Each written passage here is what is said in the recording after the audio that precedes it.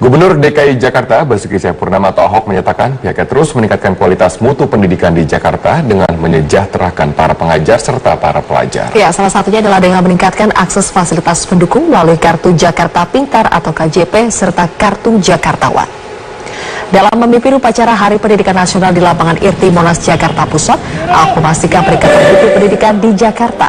Salah satunya adalah dengan memberikan KJP bagi siswa-siswi sekolah agar bisa mendapatkan kemudahan dalam melanjutkan pendidikannya ke perguruan tinggi negeri maupun swasta.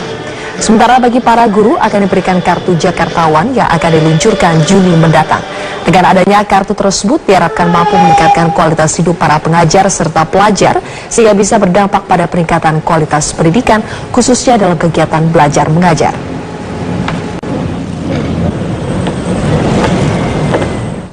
Kita ada peningkatan mutu, makanya tahun ini pemegang KJP yang bisa masuk di perguruan tinggi negeri, maka kami akan berikan peningkatan mutu 18 juta per anak per tahun.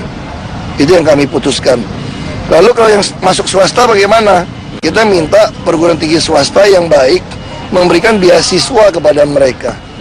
Nah, kalau yang bisa lulus masuk dapat beasiswa, kami juga akan memberikan bantuan 18 juta. Jadi dengan pola ini kita harapkan pendidikan diutamakan. Termasuk tahun ini kita juga uji coba juga, termasuk bantuan nutrisi kepada pemegang KJP. Pemirsa, bertepatan dengan perayaan Hari Pendidikan Nasional 2 Mei, sejumlah kegiatan positif dilaksanakan di sejumlah daerah. Seperti di Sumeneb, Jawa Timur, ribuan siswa TK se-Kabupaten Sumeneb menyambut Hari Pendidikan Nasional dengan pawai pakaian adat keliling kota. Hal ini untuk menumbuhkan semangat kebersamaan NKRI sejak dini. Sementara itu di Lembang, Jawa Barat, para siswa sekolah dasar SMP dan SMA Darul Hikam merayakan Hardiknas dengan melakukan permainan tradisional yang kini sudah punah. Sejumlah warga negara asing pun juga turut diajak mengikuti permainan tersebut.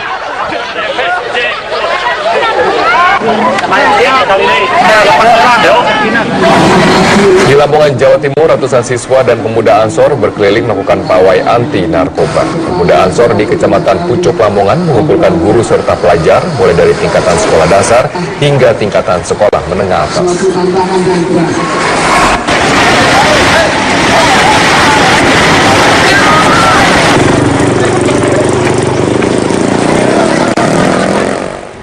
Pemirsa, Hari Buruh Internasional diharapkan menjadi momen perayaan bukan untuk unjuk rasa besar-besaran dan anarkis. Tuntutan buruh nyaris sama setiap aksinya, yaitu kenaikan upah minimum, namun di sisi lain kualitas buruh Indonesia masih dianggap rendah.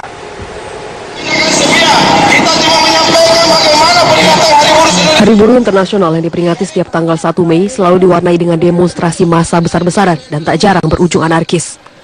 Menurut Konfederasi Serikat Buruh Sejahtera Indonesia, salah satu wacana yang didengungkan dalam unjuk rasa adalah kebijakan pemerintah terkait buruh yang justru dibuat tanpa melibatkan buruh, sehingga pengupahan buruh selalu menjadi tuntutan karena dianggap tak sesuai dengan kebutuhan pokok hidup.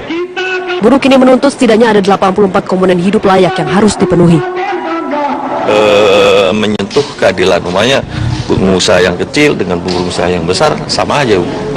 UMP ini kan harus ada perbedaan. Terus ada sektor, saya kira harus sektor mana sektor yang padat karya, bagaimana sektor yang padat modal. Di balik tuntutan buruh yang melulu soal kenaikan upah, kualitas keterampilan buruh Indonesia dinilai masih rendah.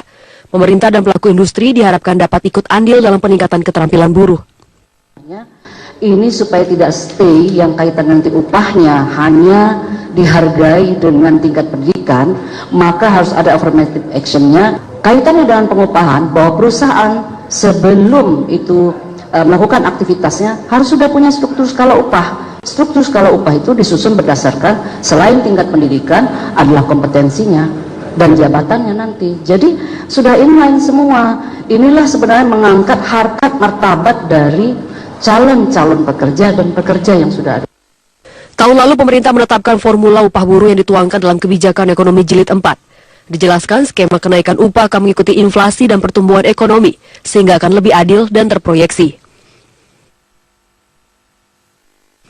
Kementerian Ketenagakerjaan telah menetapkan upah minimum provinsi 2016 di masing-masing provinsi. Kenaikan UMP bervariasi. Di antaranya Gorontalo yang naik sebesar 17,19% menjadi Rp1.600.000 per bulan, DKI Jakarta naik sebesar 14,81% menjadi Rp3.100.000 dan Sulawesi Selatan naik 12,5% dari UMP tahun lalu menjadi Rp2.250.000 per bulan.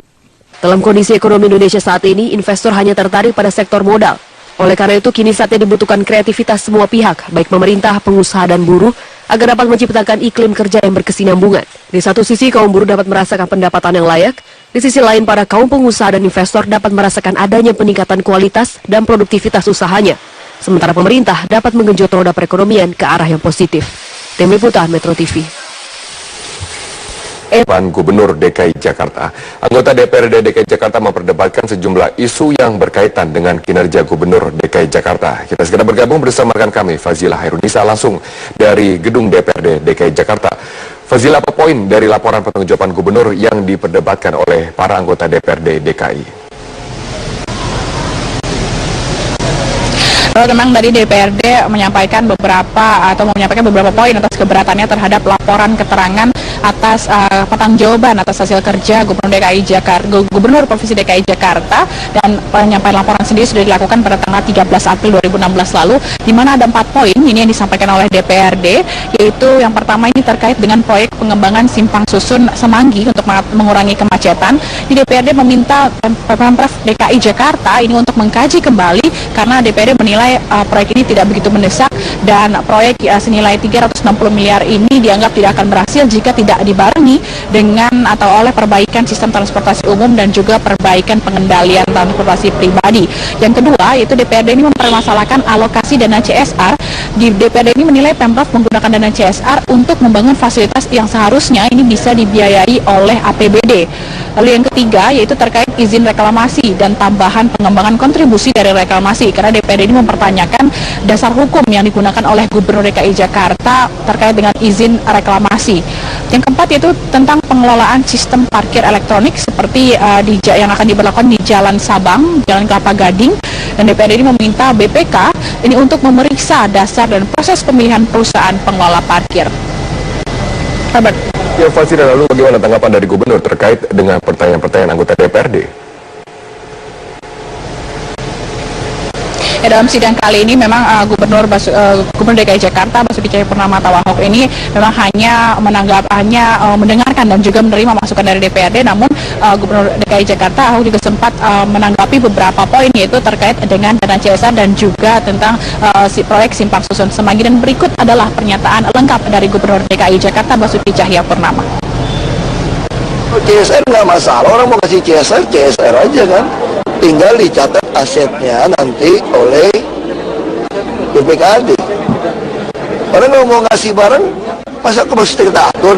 Karena belum ada aturan untuk mengatur kasih barang kan, gitu. Kalau kamu mau dikasih orang mobil gitu loh, masa kamu nggak mau mobil, saya mau rumah, bisa nggak?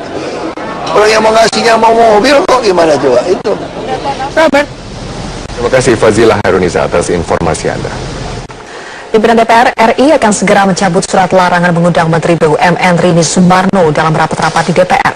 Ketidakhadiran Menteri dalam rapat di Parlemen dinilai justru membuat kinerja Komisi 6 DPR menjadi tidak maksimal.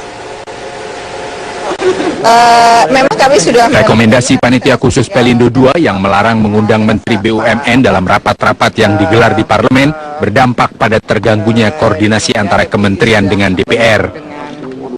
Yang terbaru adalah rapat dengar pendapat Komisi 6 DPR dengan Kementerian ESDM pada Senin siang. Rapat yang membahas sejumlah hal penting seperti kereta cepat dan kinerja BUMN yang semestinya harus dihadiri menteri hanya diwakilkan oleh seorang deputi. Mestinya pimpinan itu tidak membiarkan kondisinya seperti ini, tidak ada rapat dengan manajemen BUMN. Coba bayangkan nanti kalau turun sudah draft APBNP perubahan, kan tidak bisa itu dilakukan tanpa kehadiran seorang menteri, atau nanti bisa diwakilkan oleh menteri Menkonya untuk bicara dengan Komisi 6. Ini kan kemudian menjadi tidak dalam hubungan kerja ini menjadi terganggu. Terkait hal ini, Wakil Ketua DPR Agus Hermanto mengatakan akan segera mencabut surat larangan mengundang Menteri BUMN Rini Sumarno dalam rapat di DPR. Langkah tersebut akan dilakukan setelah berkoordinasi dengan pimpinan Pansus Pelindo II. Mungkin tidak terlalu lama lagi juga surat yang intinya melarang Komisi 6 melaksanakan pengawasan dengan Menteri BUMN itu barangkali ini akan diselesaikan, tentunya dengan didahului dengan, karena waktu itu referensinya dari Pansus Pelindo II, sehingga kita ingin membicarakan lebih detail dengan Pansus Pelindo II. Sebelumnya DPR melalui rapat paripurna pada Desember lalu menyatakan menyetujui rekomendasi panitia khusus atau Pansus Pelindo II. Pansus Pelindo dalam rekomendasinya meminta Presiden memecat Menteri BUMN Rini Sumarno karena disebut melanggar konstitusi dan perundang-undangan dalam kasus Pelindo II. Rekomendasi ini kemudian ditindaklanjuti oleh pimpinan DPR yang ditandatangani oleh Wakil Ketua DPR Fadlizon yang melarang mengundang Menteri Rini Sumarno dalam rapat-rapat di DPR. Tim Liputan Metro TV. Pelabuhan Indonesia. Pemirsa, pengampunan pajak jika tidak ditangani dengan baik bisa menjadi bumerang untuk Indonesia. Pengampunan pajak berpotensi membawa masuk dana sekitar 500 triliunan lebih. Dana sebesar itu perlu diimbangi dengan instrumen penampungan dana. Jika tidak dipersiapkan, dana masuk itu bisa jadi masalah untuk iklim investasi dalam negeri. Ingin secepatnya menyiapkan instrumen investasi apa yang harus kita persiapkan apabila harus uang masuk itu benar-benar pada posisi yang berbondong-bondong, yang besar-besaran, baik investasi portofolio maupun investasi langsung. Saya persiapkan Pak Menteri Keuangan melaporkan. Inilah pesan Presiden Joko Widodo menyambut rancangan undang-undang pengampunan pajak atau teks amnesti yang ditargetkan akan sah pada akhir bulan ini. Nantinya kebijakan teks amnesti membuka kesempatan pendaftaran hingga 31 Desember 2016. Ketua Otoritas Jasa Keuangan Mulyaman Haddad setuju. Dana hasil kebijakan teks amnesti diarahkan ke sektor produktif jangka panjang, misalnya investasi di sektor infrastruktur atau perbankan. Oh iya, karena kan likuiditas jadi longgar. Kalau likuiditas jadi longgar, kan kemudian dana bisa jadi lebih murah. Ya, karena dana bisa lebih murah, kan kredit bisa. Jadi saya kira simpel saja sebetulnya. Yang penting sebetulnya saya concernnya lebih pada begitu uang masuk, bagaimana kemudian bisa teralokasi ke sumber daya yang lebih produktif itu ya. Bukan tanpa alasan, pengamat pajak Justinus Prastowo mengkalkulasi jika dana repatriasi yang masuk ke Indonesia lebih dari 500 triliun rupiah, maka akan berbahaya bagi iklim investasi di Indonesia. Kalau kita tiba-tiba kebanjiran likuiditas, itu juga nggak baik bagi perekonomian kita. Apalagi devisa kita kan hanya 110 miliar, itu yang sekitar 1.200 triliun. Kalau sampai 2 kali devisa, tiba-tiba rupiah akan menguat 2 kali. Ekspor kita, yang akan bahaya adalah ekspor kita. Di sisi lain, ekonom dari Indef, Eni Sri Hartati mengungkap, pemerintah perlu meningkatkan iklim investasi dan kualitas sumber daya manusia yang lebih kondusif, agar konglomerat berminat mengendapkan dana repatriasi di dalam negeri. Pendaftar teks amnesti pun harus digiring agar menjadi wajib pajak yang taat. Hanya sekedar pengampunan, tetapi iklim usaha tidak kondusif ya, dan termasuk nanti berdampak kepada terendusnya berbagai bisnis mereka. Tentu kan ini juga ada perhitungan kalkulasi mereka ke depan, bahwa di tahun-tahun ke depan mereka tidak bisa lagi melakukan praktek-praktek penyimpangan terhadap kewajiban pajak gitu. Sementara itu, pemerintah mengungkap salah satu elemen penting dalam keberhasilan program pengampunan pajak ialah kepastian hukum dan kerahasiaan nama bagi pendaftar teks amnesti.